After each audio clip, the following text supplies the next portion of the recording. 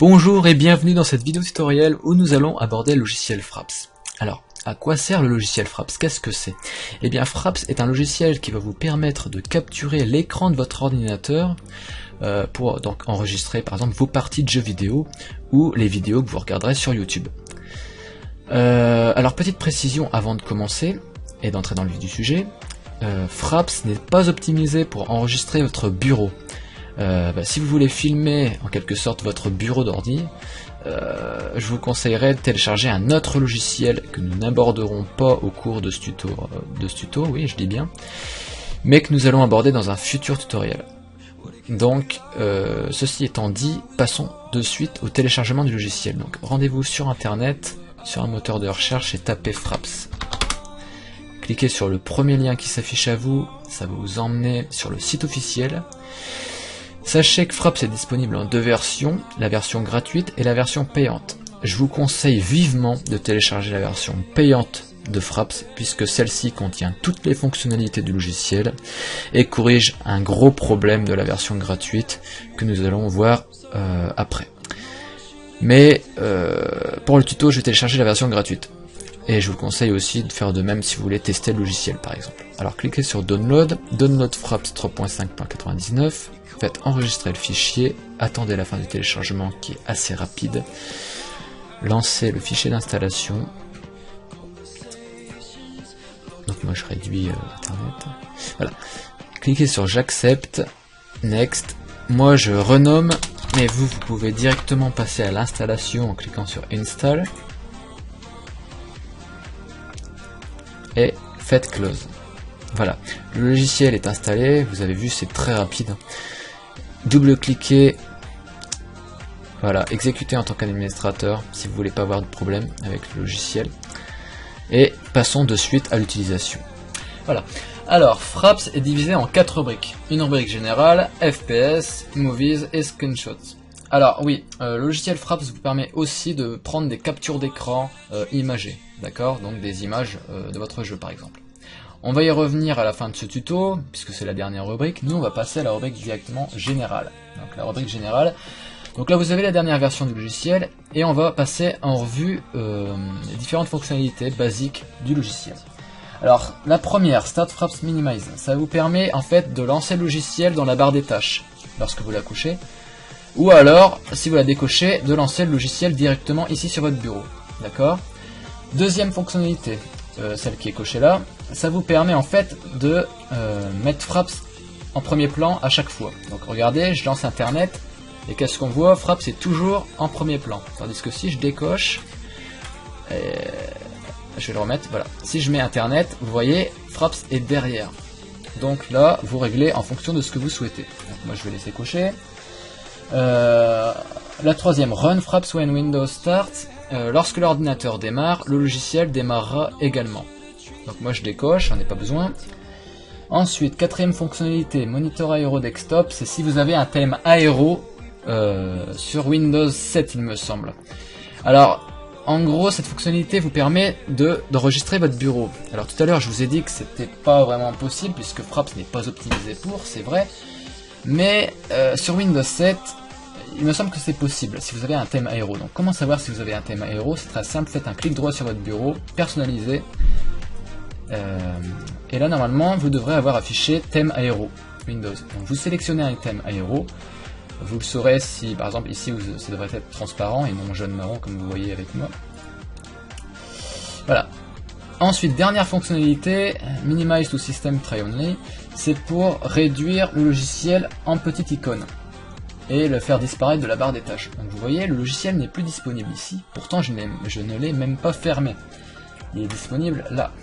Donc je double-clique, voilà, moi je décoche parce que j'en veux pas de cette fonctionnalité. Et voilà, on en a fini avec la rubrique générale. Ensuite, la rubrique FPS. Alors la rubrique FPS est divisée en deux parties.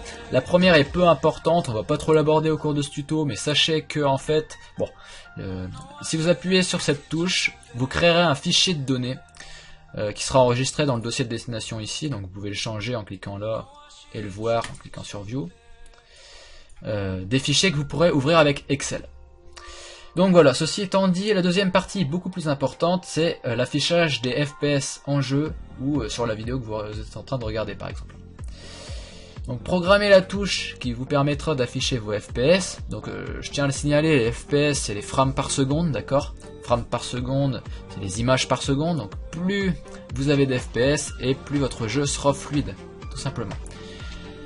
Donc choisissez une touche pour afficher vos FPS en jeu. Et sélectionnez l'emplacement par défaut. Là c'est l'écran, donc soit vous le mettez en haut à gauche, en haut à droite, en bas à droite ou en bas à gauche. Ou alors vous le cachez par défaut. Moi c'est ce que je fais, et quand je veux afficher mes FPS, j'appuie sur F12. Lorsque vous appuierez sur F12, ou sur la touche que vous avez préalablement choisie, vos FPS s'afficheront en haut à gauche.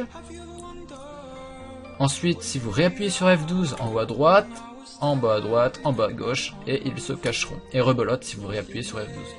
Ensuite, cette dernière fonctionnalité est peu utile, mais elle vous permet de mettre à jour votre affichage de FPS, donc votre framerate, toutes les secondes. Ensuite, passez à la rubrique Movies. C'est la plus importante, donc. Ici, vous avez le dossier de destination de vos vidéos. Donc vous pouvez le changer en cliquant sur Change et en sélectionnant votre dossier. View, c'est pour y accéder. D'accord. Ensuite, ici, vous avez la touche qui va vous permettre de démarrer ou d'arrêter votre vidéo. Donc vous pouvez la changer en cliquant puis en sélectionnant votre touche. Vous pouvez la désactiver en cliquant ici. Sélectionnez votre nombre de FPS que vous voulez pour la vidéo. Je vous conseille vivement de laisser à 30 et de cocher Half Size si vous avez des lags en cours de jeu. Donc si vous voyez que c'est pas fluide, mettez Half Size. Si vous voulez une vidéo en haute résolution, cochez Full Size. D'accord, mais c'est en dépit de vos FPS en jeu. Load Buffer, on va pas s'en occuper.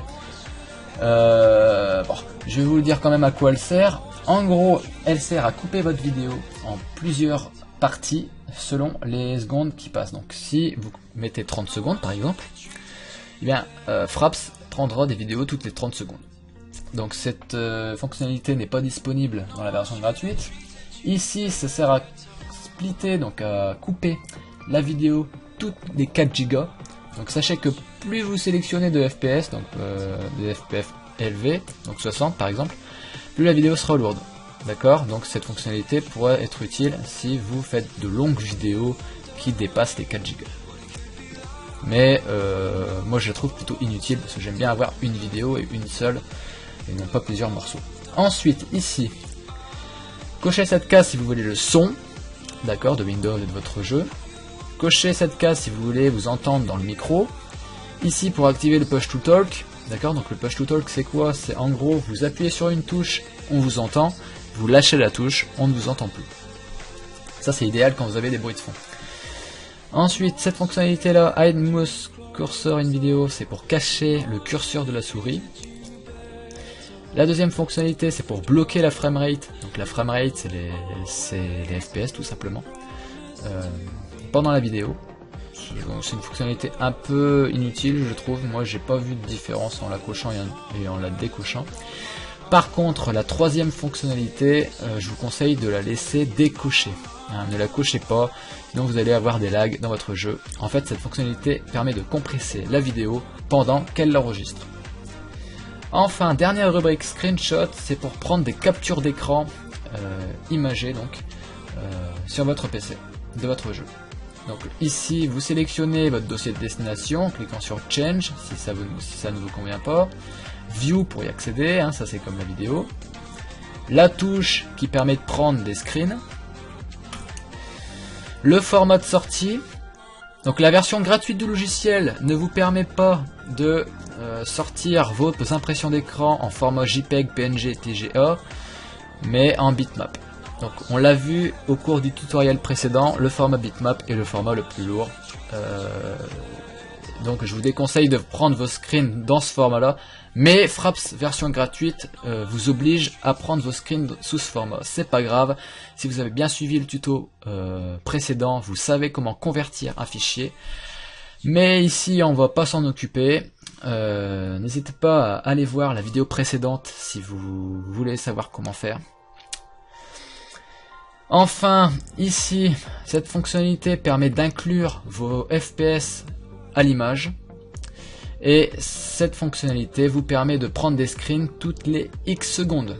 Donc ici en l'occurrence toutes les 10 secondes, une fois que vous aurez activé la touche F10 par exemple, eh bien le logiciel prendra un screenshot tous les 10 secondes. Voilà. Alors, quel est le principal souci de la version gratuite, hormis le souci avec les formats d'image que je vous ai cités? Eh bien, en fait, lorsque vous prendrez une vidéo avec la version gratuite de Fraps, elle ne durera que 30 secondes.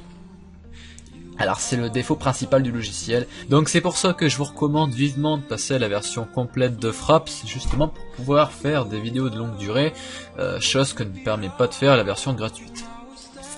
Voilà pour ce qui est du logiciel Fraps, on en a fini avec lui.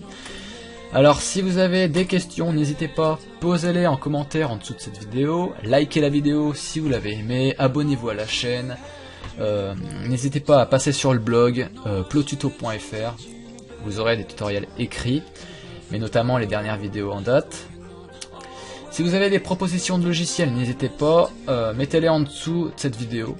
Donc si vous voulez apprendre à utiliser tel ou tel logiciel, mentionnez-moi les noms, et je ferai le tri parmi ce que vous me proposerez. Et voilà, portez-vous bien, on se retrouve pour un prochain tuto. Salut salut!